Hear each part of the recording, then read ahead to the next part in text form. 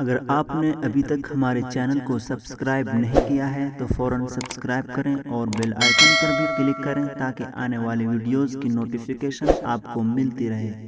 بنی اسرائیل کا ایک آدمی بڑا عبادت گزار تھا اور ایک آدمی بڑا گنہگار تھا۔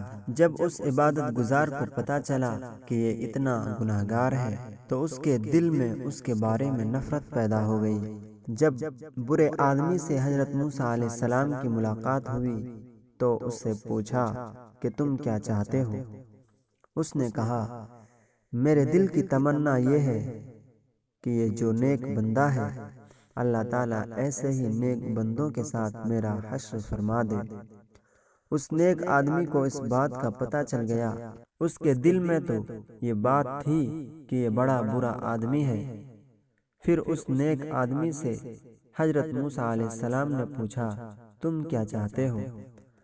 اس نے کہا، بس دعا کر دیں کہ اللہ تعالیٰ قیامت کے دن اس کے ساتھ مجھے اکٹھا نہ کرے۔ اس کے دل میں یہ یقین تھا کہ یہ گنہگار ہے اس لیے جہنم میں جائے گا، لہٰذا میں اس کے ساتھ اکٹھا نہیں ہونا چاہتا۔ وہ خود پسندی کے باعث یہ بات کر بیٹھا کہ جی دعا کر دیں کہ اللہ تعالیٰ قیامت کے دن مجھے اس کے ساتھ اکٹھا نہ کرے۔ اللہ تعالیٰ نے دعا قبول فرما لی۔ چنانچہ حضرت موسیٰ علیہ السلام کو وحی فرمائی کہ آپ اس گنہگار کو جنت کی بشارت دے دیجئے۔ اس نے نیکیوں کے ساتھ حشر کی تمنا دل میں رکھی اور اس نیک آدمی کو جہنم کی خبر دے دیجئے، اس لیے کہ اس نے دعا مانگی تھی کہ اس کے ساتھ اکٹھا نہ کرنا۔